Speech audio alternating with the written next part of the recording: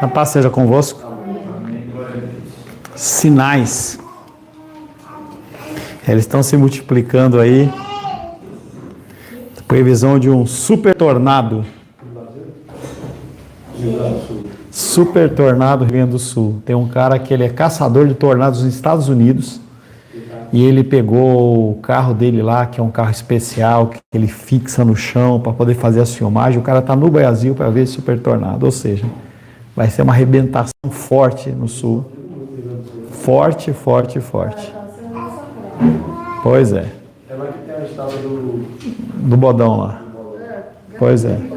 E aí a gente vê essas coisas. Eu estava falando com a Rosângela e com a Luísa, que eu estava vendo teve um show de uma cantora famosa em que ela manifestou o capeta no palco mesmo, né? O povo fala que é coreografia, mas não é não. E era o cão lá manifestando, eu sei que ela deu um tupicão lá, arrebentou, caiu no meio da escada lá. E a gente tem visto a coisa muito escancarada, é muito escancarada.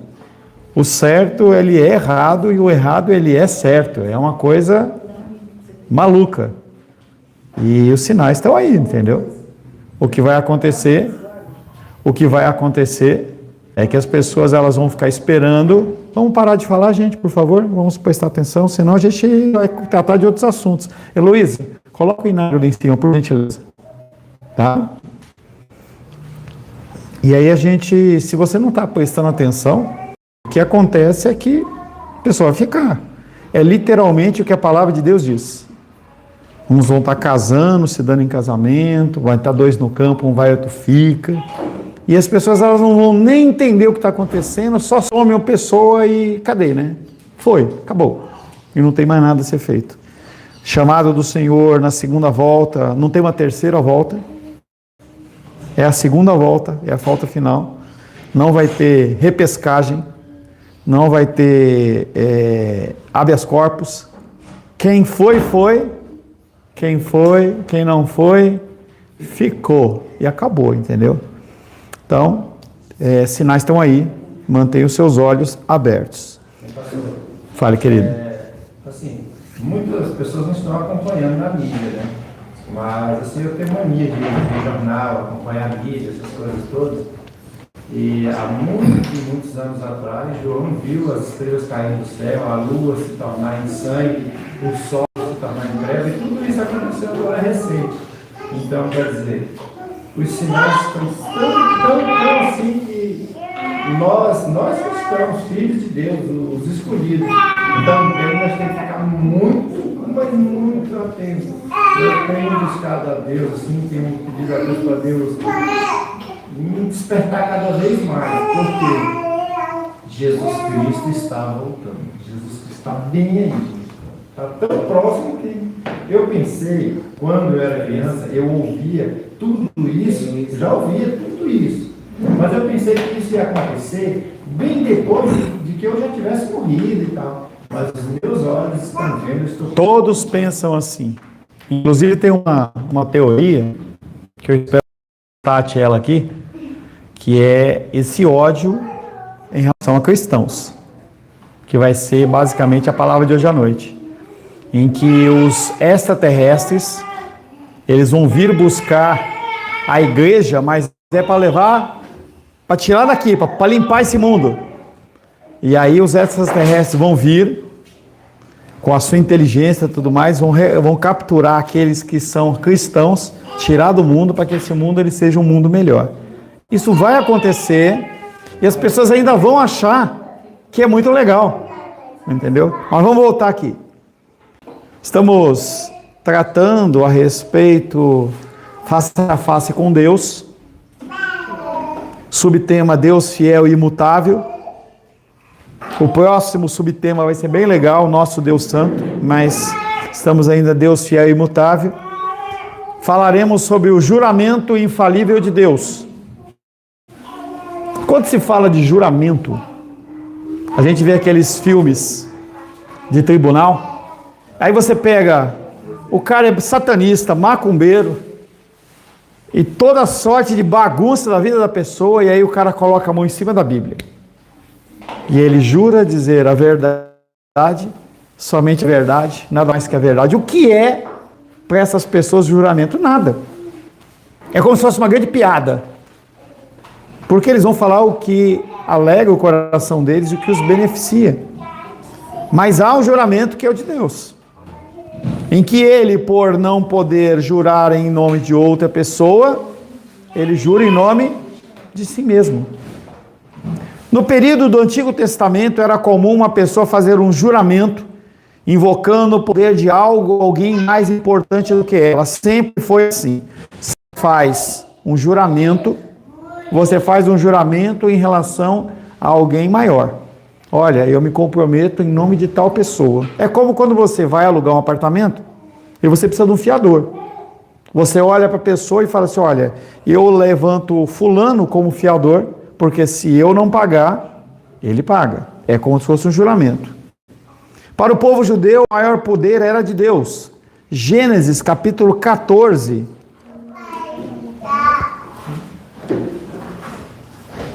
Gênesis 14, 22. Mas Abraão lhe respondeu, levanta a mão ao Senhor, que Deus Altíssimo, que possui os céus e a terra. Tá? Então ele está falando sobre a condição de que tem um ser maior que criou céus e criou terra. Gênesis capítulo 21, versos 23 e 24.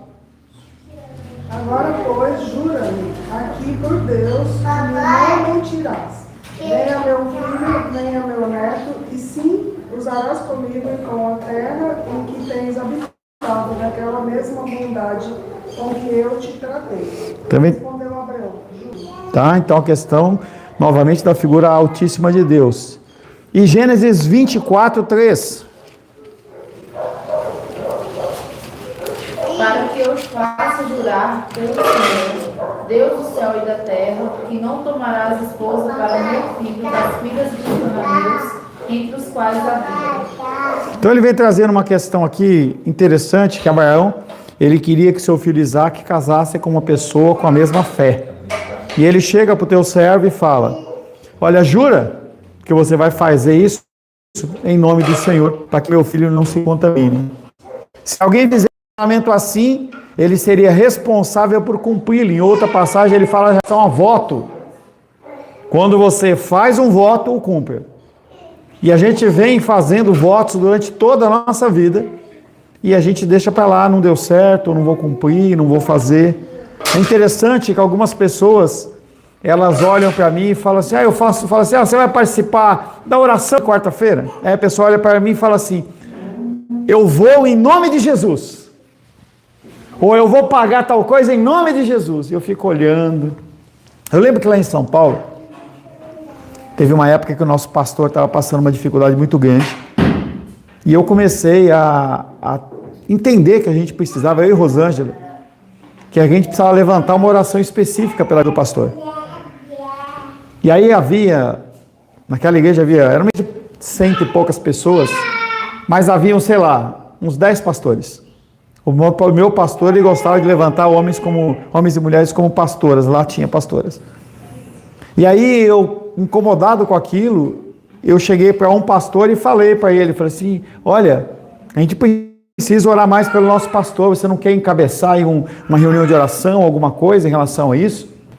Ele olhou para mim e falou assim, em nome de Jesus, semana que vem a gente resolve isso. Se fosse depender da oração dele. E isso são votos, coisas que a gente fala, sem nenhum tipo de compromisso. Como se a gente estivesse falando com qualquer pessoa. É aquela máxima que a gente vai começar afinando. Eu estou chegando. Chegando aonde? Eu já saí de casa. Estou chegando. Chegou? Já te ligo. Já te ligo. Estou te ligando em 5 minutos. 5 minutos eu te ligo.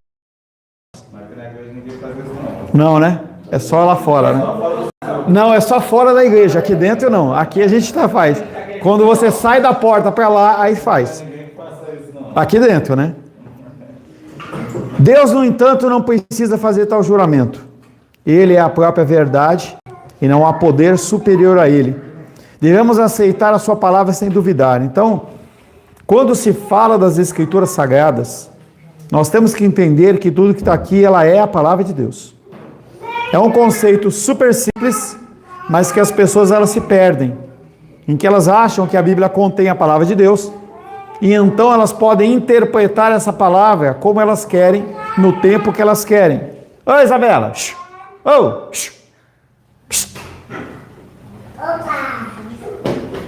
Apesar disso, Deus garantiu sua promessa a Abraão com um juramento.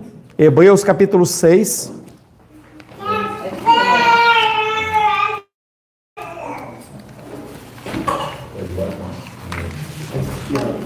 Hebreus capítulo 6.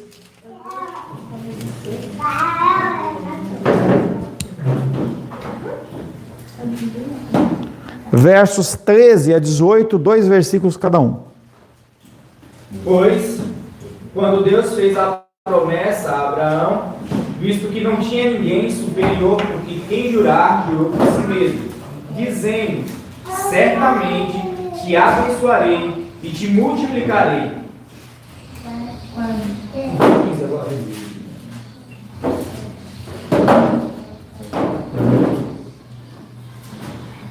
E assim, depois de esperar com paciência, obteve Abraão a promessa, pois os homens juram pelo que lhes é superior.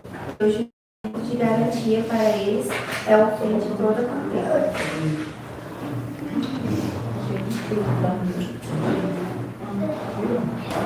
Por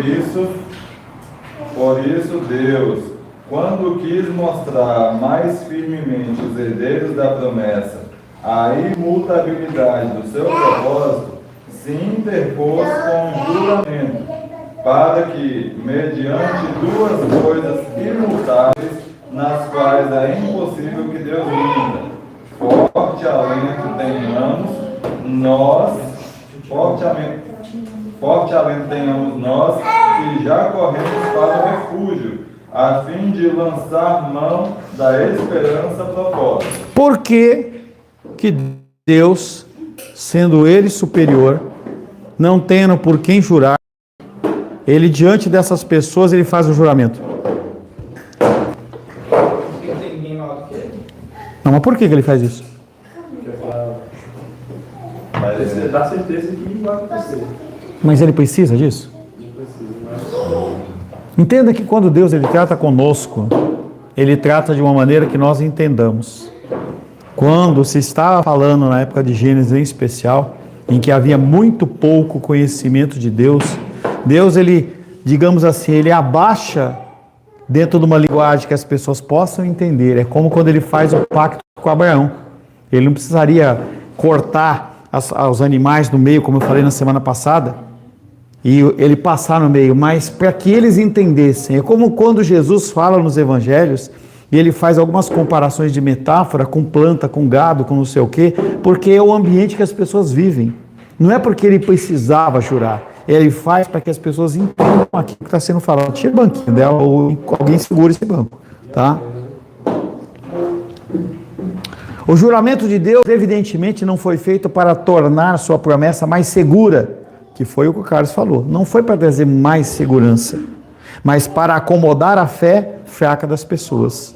Conforme as pessoas elas vão crescendo em estatura e graça, cada vez menos elas precisam do quê? Dessas confirmações. Sempre que quando a gente está falando de milagres, eu pergunto, milagre é para cristão ou para não cristão no sentido salvífico? E a pessoa responde invariavelmente, é para cristão. E eu digo, não é para cristão. Porque a nossa salvação, a nossa fé, ela é alicerçada numa coisa que nós não vemos. Não quer dizer que nós não vivemos milagres, mas quer dizer que nós não precisamos de milagres para crer em Deus. Os milagres, eles vêm sobre as nossas vidas, eles são benditos, mas eles não são necessários para nós. Em contrapartida, os milagres para os ímpios são para o quê? Para condenação. Porque eles vêm e não acreditam. O texto de Romanos é muito claro quando ele fala que as pessoas são indesculpáveis a olhar a natureza. Não tem como você olhar um arranjo desse, bonitão aqui, olhar com detalhes e falar assim, não existe Deus. E isso aqui é um milagre do Senhor. E você olha, não um milagre a Vânia trazer, né? Mas um milagre da flor, né? Ah, eu não podia perder essa, né? Entendeu? Mas você olhar pela particularidade de cada elemento, vocês que trabalham com flores, até que vocês devem se acostumar com isso. Mas não pode se acostumar. Você tem que olhar para uma coisa como essa e ver Deus. E isso aí é simplesmente para os salvos, para que nós glorifiquemos o nosso Deus. E para os que não são salvos, para que uma flores como essa sirva de condenação para a pessoa para ir para o inferno, porque a pessoa não reconhece a figura de Deus numa coisa linda como essa. Deus desceu ao nosso nível para nos oferecer maiores garantias. O escritor de Hebreus diz que há duas coisas imutáveis das quais é impossível que Deus minta. Então, quando você entende o contexto de soberania divina, quando você entende o contexto de que Deus ele não mente, você começa a desenvolver uma confiança no Senhor de que, independente do que esteja acontecendo na sua vida, Deus está no controle. Então, ontem eu estava conversando com um rapaz lá da igreja do pastor Ayrton, e aí ele falou: estou aqui no Ceará, minha mamãe está passando mal, entendeu? Ela está nos últimos dias de vida e tal. E ele falou assim: mas a minha alegria é que eu tenho a certeza que ela é serva do Senhor e que eu vou encontrá-la no céu. Essa certeza, ela é uma coisa que nem o Mastercard sem limite vale a pena. Porque quando você entende isso, você tranquiliza o seu coração. Engraçado que na sexta-feira, aconteceu uma coisa interessante. Interessante, mas não legal. A Luísa estava mexendo no aplicativo da faculdade, e aí ela olhou e falou assim: papai, o valor da faculdade está parecendo R$1.400. Só que mês passado foi 800. O que aconteceu? Eu falei assim: não sei. A gente ficou ali pensando o que estava acontecendo. E quando eu começo a faculdade, quando eu vou pagar a faculdade, eu pago julho e dezembro, pago à vista. Mas eu já antecipo os outros 5 meses, 6 meses, porque eu ganho um desconto do pagamento e mais um desconto do adiantamento. E eu esqueci. Primeira vez. Esqueci. Aumentou R$550 a minha decisão nessa conta. E perdi o desconto dos outros meses que eu teria do adiantamento. Eu olhei, tentei resolver, liguei, tal, vai, em oração, e eu tentando resolver. Aí eu falei assim: vou lá. Foi lá na faculdade tentar resolver. Fui lá até Taguatinga na sexta-feira, fui lá, tentei conversar. Em nenhum momento meu coração estava chateado. Não é porque R$500 não faz falta para mim, não é isso, faz falta. Mas aí na sequência eu olhei um recurso de uma coisa, um serviço que eu prestei há muito tempo atrás. E aí o rapaz ele mandou uma mensagem para mim assim, falando: Pastor Paulo, aquele recurso, para que Pix que eu mando? Vem cá, Felipe. Quanto que eu falei que foi o buraco? 520. Para o cara não falar assim, que o cara está inventando moda, né? Quanto que entrou aqui, Felipe? 523,91. Ainda deu 3,91 a mais para mim. Você entende? A matemática minha não tem que ser em vez de 500. Eu tenho que entender que o Senhor, ele sabia engano e ele ainda mandou. Essas coisas que a gente lê em filme, né? A gente vê em livro, mas eu estou mostrando para vocês ao vivo. Isso é o quê? Certeza dessa promessa que o Senhor fala, que é uma coisa que é garantida. Ele não é homem para que minta. Deus garantiu a sua promessa a Abraão com o juramento. O juramento, evidentemente, não foi feito para tornar a sua promessa mais segura, mas para acomodar a fé fraca das pessoas. Deus desceu ao nosso nível para nos fornecer maiores garantias. E aí ele vem dizendo que esta questão de que Deus, ele é duas coisas imutáveis, nas quais é impossível que Deus minta.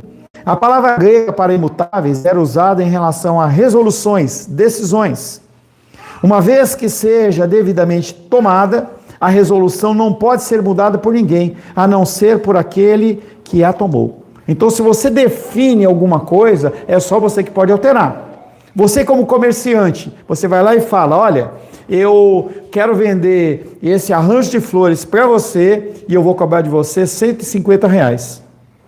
A única pessoa que pode alterar esse preço é você. O cara pode vir na loja e falar assim, olha Felipe, eu tô querendo comprar esse arranjo aqui para minha esposa, tal, mas eu só tenho 145. Você faz em vez de 150, 145? A única pessoa que pode fazer isso é o proprietário, é a única pessoa, é Deus, que é exatamente esse contexto aqui. A único ser que pode voltar atrás, mas ele não volta porque ele é imutável, é Deus. É interessante quando se levanta um edicto em que ele tinha que fazer lá uma adoração a uma estátua 3 vezes, e aí ele assina e coloca o selo do anel dele dizendo, não mudar. Quando ele descobre a trama contra Daniel, ele fala, eu não posso fazer nada, porque esse tratado foi assinado segundo a lei dos medos e persas, que não pode ser alterado. Mas Deus pode. Mas ele não altera porque ele é imutável, é diferente.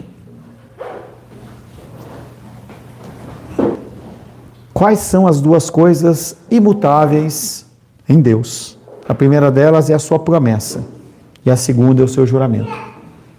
Quando Deus fala algo, ele cumpre. É diferente do ser humano, é diferente do homem, é diferente de pessoas que fazem todo tipo de sorte de promessas e que elas não cumprem. E a gente fica tão acostumado de viver num mundo em que as pessoas elas são infiéis, que a gente acaba achando que Deus também pode ser aquele que falha. Deus declarou que ambas essas coisas eram imutáveis, ao ponto dele arriscar a sua própria reputação. Sua vontade não pode ser mudada, não pode ser invertida, não pode ser alterada. E como que nós podemos ter certeza disso? Porque ele não mente. Ele decide não mentir. Ele fala, eu não vou fazer. Toda vez não, mas algumas vezes, quando eu estou iniciando o discipulado, e alguns de vocês já devem ter ouvido que eu falo essa que eu vou falar, em que eu olho e falo assim, de 0 a 10, qual o nível de certeza que você tem que você ia me ligar no discipulado e eu iria estar aqui? Acho que a última vez que eu falei foi com o Cauã. Nenhuma dúvida que eu iria ligar, eu soltaria aqui. Porque nós já fizemos um acordado, já fizemos um combinado. Se tiver algum problema, um liga para o outro, fala alguma coisa.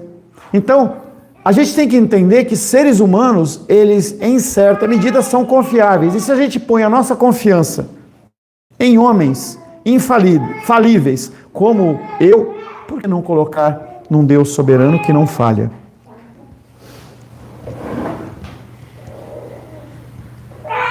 Ele se comprometeu a dar forte encorajamento e confiança a todos os que correm para Ele como seu refúgio e salvador. Nós vamos falar um pouco sobre isso à noite mais. Jesus Cristo, Ele é tanto Salvador como é Senhor. E o cristianismo dos nossos dias em especial, ele quer um Cristo que Ele é Salvador, mas um Cristo que não é Senhor. Nós queremos pilotar as nossas vidas. Nós queremos achar que aqui dentro da igreja eu tenho que ser cristão, mas fora da igreja não. As regras elas se valem aqui dentro da igreja, mas fora não. E nós temos que entender que não funciona dessa maneira. O Senhor, Ele é Senhor da nossa vida, e se Ele não é Senhor, Ele também não é Salvador. Uma coisa não exclui a outra, ou melhor, uma coisa anda junto com a outra. Você não pode separar essas coisas. Como você não tem como separar a sua carne e a sua parte material. As suas emoções não tem como separar. Nós temos que colocar isso na nossa cabeça e gravar no nosso coração que o nosso Deus, Ele é tanto Senhor como Salvador. Deus ainda acrescentou outra razão para os crentes confiarem nele. Hebreus capítulo 6, verso 19 e 20.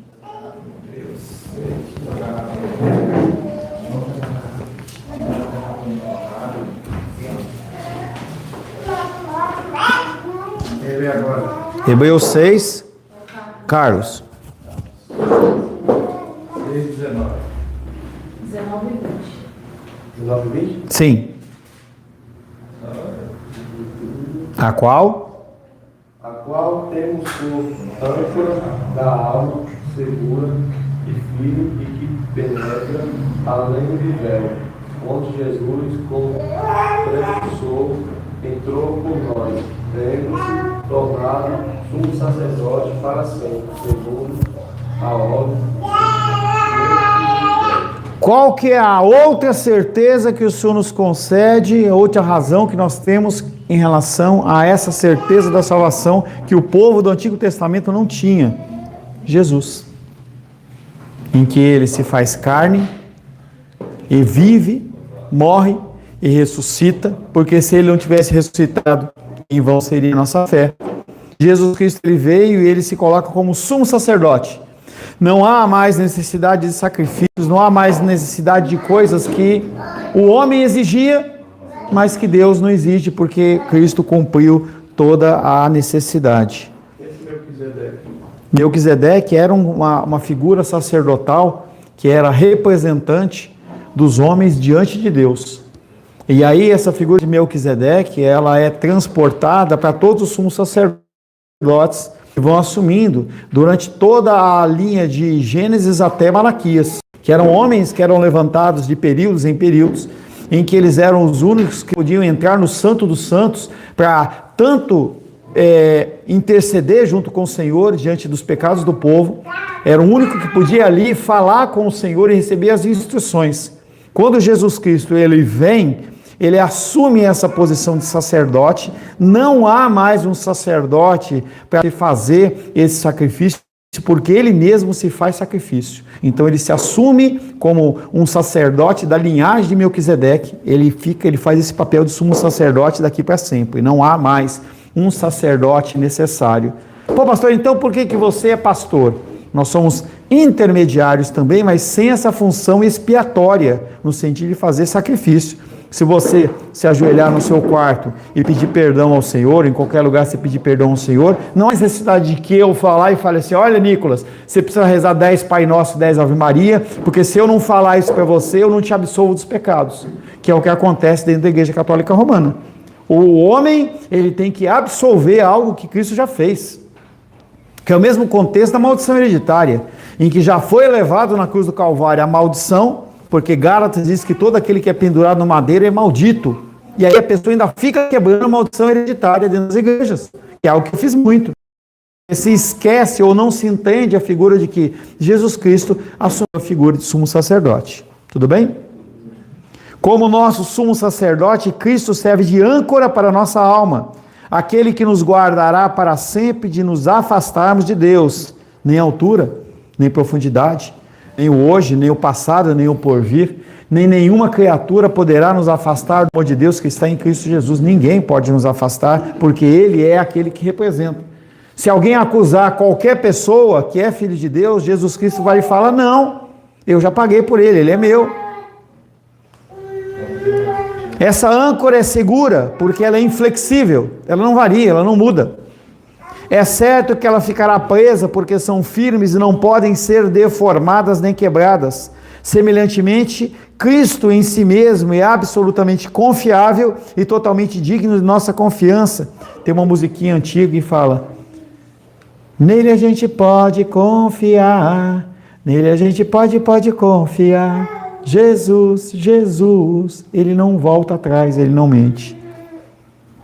Podemos confiar em Deus, não só porque Cristo é a âncora das nossas almas, mas também porque ele penetrou além do véu. A expressão além do véu era uma referência ao lugar mais sagrado do templo, o Santo dos Santos, que é onde o sacerdote, segundo a ordem de Melquisedeque, ele pode entrar e outras pessoas não podem. Lembra o que aconteceu com os dois filhos de Abraão? Como é que era? Nadab e Abiú. O que aconteceu com eles? Lembra? De Abraão. De Arão. Obrigado. O que aconteceu com os dois filhos de Arão para eles morrerem? Eles apresentaram Os filhos de Arão. Arão. Eles, Nadab e Abiú, eles foram oferecer fogo estranho. Foi. Hã? levantaram incenso. Então, eles levantaram... Não, é outra coisa. Aí você está falando de Coré, Datã e Abirão. No Coré, Datã e Abirão. Estou falando de Nadab e Abiú. Abiú. Vamos lá, vai. Gênesis.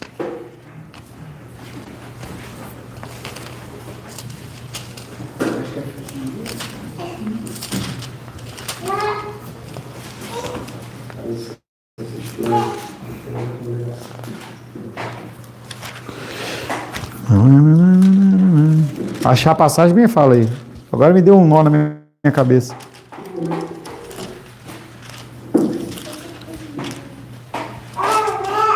Levítico 10. Não é Levítico não, hein? Não é o texto de Levítico não, hein? Ah, tá. Beleza, é isso mesmo. Nadab e Abiú. Então não errei não, tá certinho. Hã? Nadab e Abiú, filhos de Arão, tomaram cada um o seu incenso e puseram neles fogo, e sob este incenso trouxeram fogo estranho perante a face do Senhor, o que ele não os ordenara. Então saiu fogo diante do Senhor e os consumiu e morreram perante o Senhor. Aonde estavam Nadab e Abiú? Na frente da congregação. Aonde? No Santo dos Santos. Eles entenderam que eles podiam lá oferecer sacrifício.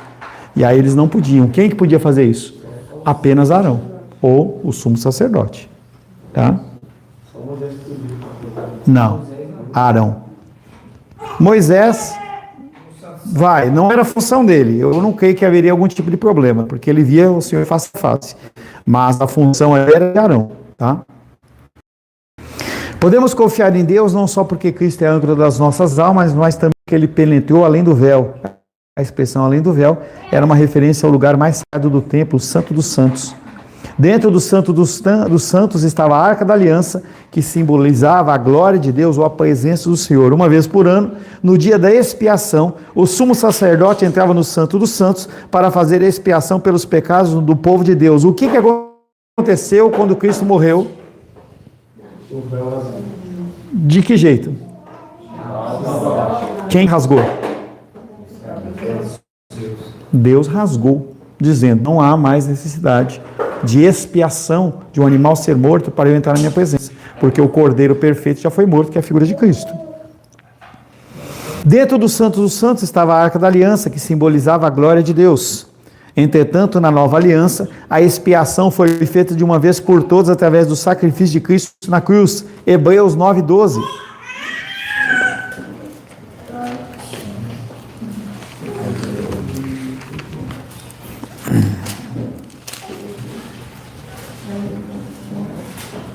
Hebreus 9:12.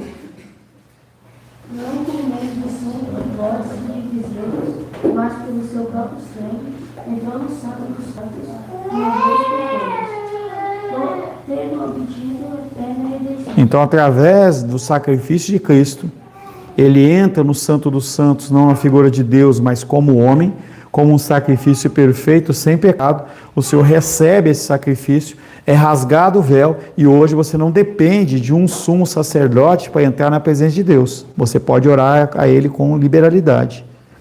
Como as primícias, Cristo, o homem, entrou no céu na parte interna do véu. Na mente de Deus, nossa alma está segura no céu, Cristo. A segurança absoluta que Deus nos oferece é incompreensível. Nós não conseguimos entender. As coisas de Deus, elas são incompreensíveis a nós. Algumas coisas o Senhor nos permite entender, que é o nosso culto racional. Mas há coisas que nós não conseguimos entender. Por que nós temos paz, temos confiança? É algo que o Senhor coloca no nosso coração, mas a gente não sabe por que vem isso. Por que eu, quando vi aquilo lá, aquela despesa lá de R$520 a mais, por que eu não me apavorei? Meu coração fica em paz. Saí tranquilo, fui tranquilo, tratei muito tranquilo com a moça. Falei que iria falar com o diretor financeiro, não consegui. Eu falei assim, eu não estou querendo te desrespeitar na sua função, mas eu gostaria que você falasse com a pessoa. A pessoa não conseguiu, eu conversei com ela, brinquei e não fiquei satisfeito. Mas estava tranquilo, porque eu sei da provisão do Senhor. A segurança absoluta que Deus nos oferece é incompreensível. Não só as nossas almas estão ancoradas dentro do santuário celestial, como também Cristo cuida delas. Então, não somente Deus, ele, através de Cristo, ele faz esse milagre, essa maravilha, mas ele faz isso eternamente. Ele fala que ele guarda o nosso depósito, a nossa fé, até aquele dia.